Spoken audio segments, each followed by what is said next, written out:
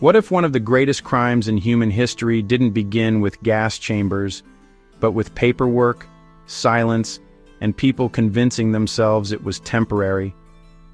Between 1941 and 1945, under Nazi Germany, around 6 million Jews were murdered. The total death toll of civilians and targeted groups reached roughly 11 million. But numbers alone don't explain how an entire society crossed that line, or how the world watched it happen. This isn't just a story about hatred, it's a story about systems, about how modern technology, bureaucracy, and ideology combined to turn mass murder into an organized process. Trains ran on time, records were carefully kept, orders were signed, stamped, and obeyed. The Holocaust forces us to ask an uncomfortable question. Can evil become normal when it wears the mask of efficiency and law? Another question cuts even deeper. How much did ordinary people know? Many claimed ignorance after the war. Yet camps like Auschwitz were not invisible, and anti-Semitic laws were public. At what point does not knowing become choosing not to know? And then there is the world beyond Germany. Governments received reports, refugees begged for asylum, borders stayed closed. Why did rescue come so late? And why was never again only spoken after millions were already dead? The Holocaust is often framed as a unique horror, and it was, but that framing can also be dangerous. Because if we label it as something that could only happen once under a monster like Adolf Hitler, we avoid asking whether the same conditions could return in new forms. This video isn't just about the past, it's about warning signs, dehumanization, propaganda, obedience, and silence.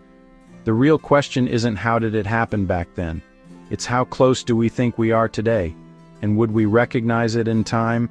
Let us travel back to 1941, a world at war and a continent under the shadow of Nazi Germany.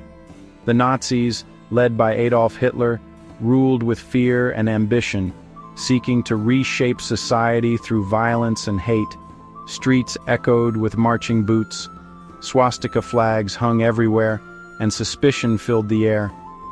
This was not just a war between armies, it was a war against civilians, waged in neighborhoods, ghettos, and secret camps. The Nazi regime set in motion a plan of unimaginable cruelty, leaving a scar on humanity that endures to this day. Imagine your town, your neighbors, suddenly turning against you because of propaganda and fear. Rights were stripped away, jobs lost, and entire communities isolated. By 1941, the stage was set for a tragedy meticulously planned over years. The world was about to witness the depths of human cruelty. This is the story of the Holocaust, a warning from history. The Holocaust was the systematic, state-sponsored murder of millions by the Nazis and their collaborators. The word itself means sacrifice by fire, but it stands for a deliberate, organized effort to erase entire groups.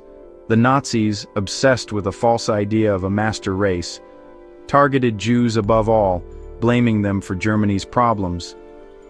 This was not random violence, it was a cold, calculated process using laws, police, and military to carry out genocide. The Holocaust unfolded across Europe, beginning with hateful laws and ghettos, then moving to forced transports and camps. Victims were dehumanized step by step, making the unthinkable seem normal. Understanding the Holocaust means seeing the entire system, propaganda, laws, ghettos, trains, and death camps. It's a story of how a modern nation used its power to destroy, not create.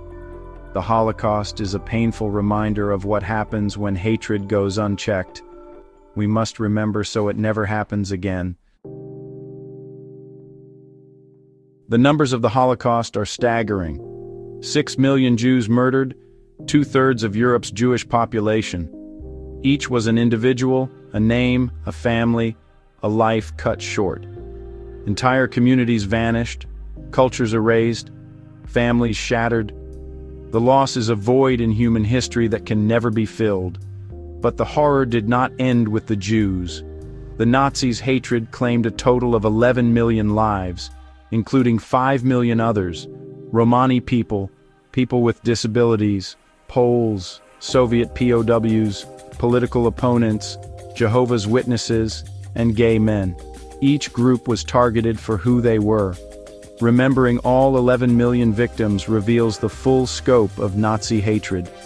These were not just numbers, they were people, and their stories matter. The Holocaust was a campaign against humanity itself. We owe it to every victim to remember. Never forget.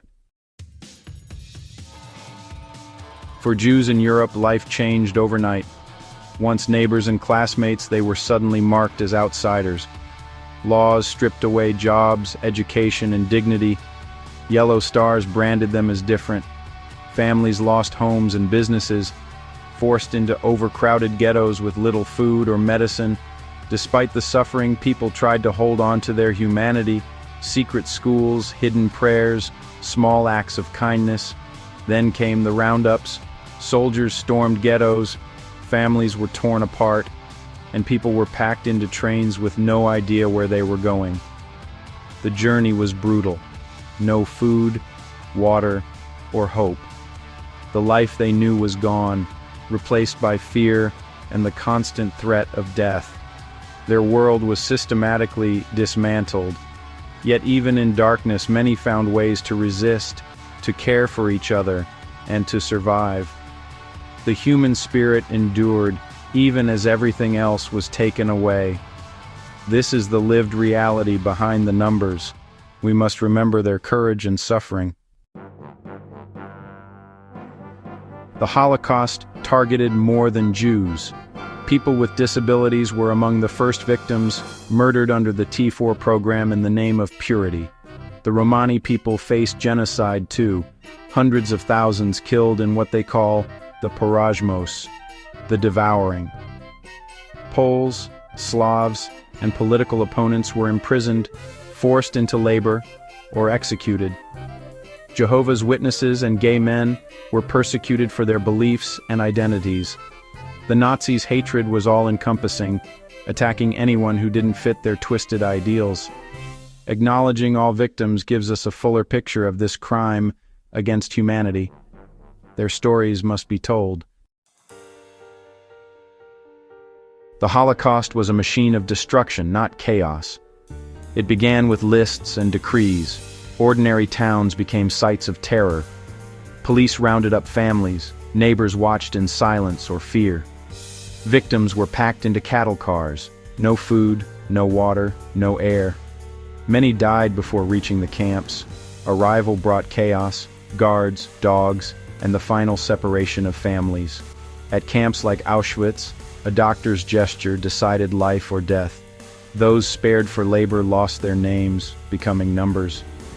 Death camps like Treblinka and Auschwitz were built for mass murder using poison gas. The system was chillingly efficient, revealing the methodical nature of this crime. The machinery of genocide was deliberate, calculated, and devastating. Why did the Holocaust happen? The answer is complex. Centuries of anti-Semitism in Europe laid the groundwork. Jews were scapegoated for every crisis. The Nazis amplified old prejudices with modern propaganda, dehumanizing Jews and other groups. Economic collapse and political chaos after World War I made people desperate for answers. Hitler exploited this, offering scapegoats and false promises of renewal. The machinery of genocide was built by leaders, bureaucrats, and ordinary people who chose to follow, ignore, or profit from hate. The Holocaust is a lesson in how individual choices, good or evil, shape history. Genocide is not inevitable. It is made possible by silence and complicity. We must choose differently. Why remember the Holocaust? To honor the victims and defy the Nazis' attempt to erase them. Remembrance is justice.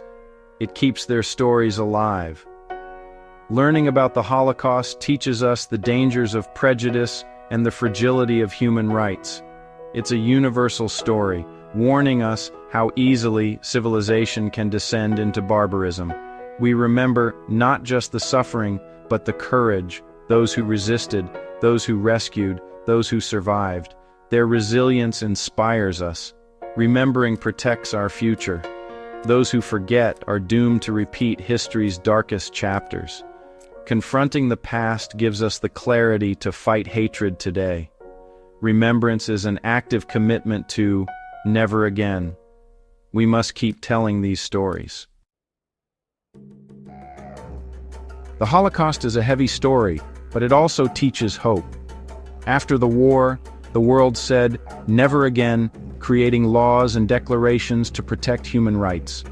These are tools for building a better world and honoring those who suffered.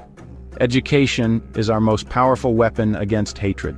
Every lesson, every testimony, every act of remembrance pushes back the darkness. The world is not free from hate, but we are not powerless. The lessons of the Holocaust call us to vigilance, compassion, and courage.